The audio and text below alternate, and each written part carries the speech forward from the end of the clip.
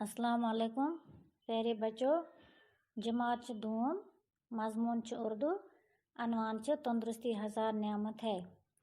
तुम करो बच्चों पन बुक अत पे पेज नंबर 55 यथ पे तुंद अनवान तंदुरुस्ती हजार नियामत है।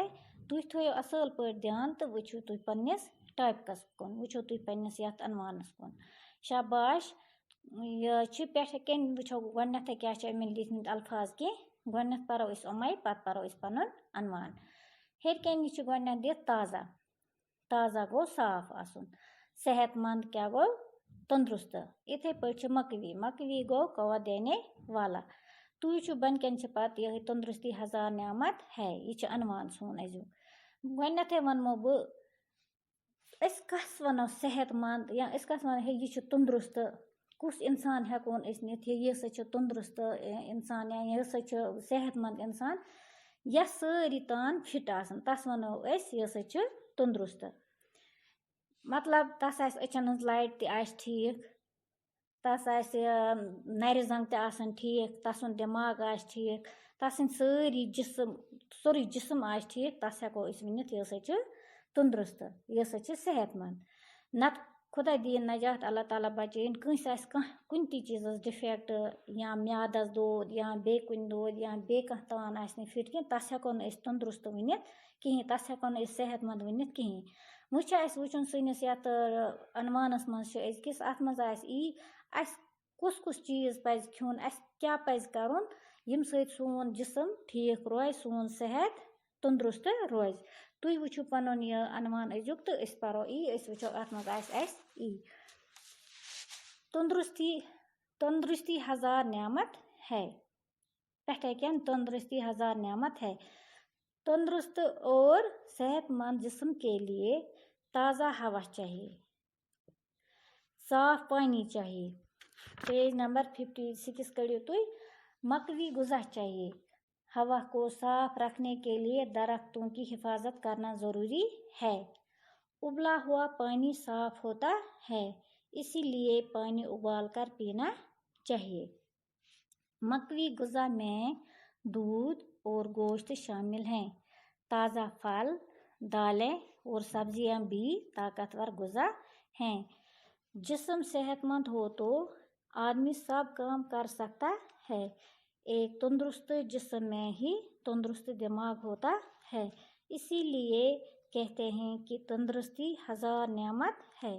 फिर बे वापस परो मानी। तंदुरुस्त और सेहतमंद जिस्म के लिए ताज़ा हवा चाहिए। दवन तंदुरुस्त तो सेहतमंद जिस्म खतर हसा पज रोज तंदुरुस्त रोजन खतर हसा पज सेहतमंद रोजन खतर हसा पज ताज़ा हवा चाहिए। हसा पज साफ हवा आसुन। क्या गुस आसुन? साफ हवा, साफ ताज़ा हवा चाहिए, साफ पानी चाहिए, बे हसा गुस साफ आब आसुन। क्या गुस आसुन? साफ हवा, साफ आब, तो बे क्या मकवी गुज़ा चाहिए, बे गस मकवी गुज़ा आसन। यह हवा को साफ रखने के लिए दरख्तों की हिफाजत करना ज़रूरी है। दपा हवा साफ थाने खतर हसा पजन कुलन हंस हिफाजत करें। उबला हुआ पानी साफ होता है। दपन युस हसा उबला हुआ पानी युस हसा कड़ित आब यह आसान साफ, इसलिए पानी उबाल कर पीना चाहिए। इसलिए हसा पज आब कड़ित चुन, हसा पज यह त्रेश यह कड़ित चीन, पज इथे पे त्रेश चीन कहें। तिकाज युस यह कड़ित त्रेश युस यह उबला हुआ पानी यह सारवे आबो खत आसान असल आब, साफ आब। मकवी गुज़ा में दूध और गोश्त शामिल हैं। युस मकवी गुज़ास मज कुस कुस क्या क्या शामिल? अख दूध और गोश्त शामिल हैं। बे हसा माज, गोश्त वना माजस। ताज़ा फल, फल वना मेवन, फल कत वना मेव इकन मेवन। दच दान किवी नम चीज़ इन फल वना। दालें, दाल तुम पता इकन वारिया दाल, राजमा दाल चना दाल वारिया दाल और सब्जियां बे सब्जी अमो सन मकवी गुज़ा बैलेंस डाइट यथ वन अमो सनिस सेहत खतर ज़रूरी। जिस्म सेहतमंद हो तो आदमी सब काम कर सकता है। दपा ये हसा जिस्म सेहतमंद तेल हसा कह इंसान कह काम کرت. ایک تندرست جسم میں ہی تندرست دماغ ہوتا ہے. دپان ییٚلہِ ہسا تندرست آسہِ جسم آسہِ تندرست تیٚلہِ ہسا ہیٚکہِ تندرست دماغ تہِ ٲسِتھ. ییٚلہِ اِنسان اکھ تندرست ٹھیٖک اِنسان آسہِ تس آسہِ نہٕ کانٛہہ تہِ پرابلم تس سُنٛد دماغ تہِ ہسا ہیٚکہِ ٹھیٖک ٲسِتھ. اس لیے کہتے ہیں کہ تندرستی ہزار نعمت ہے.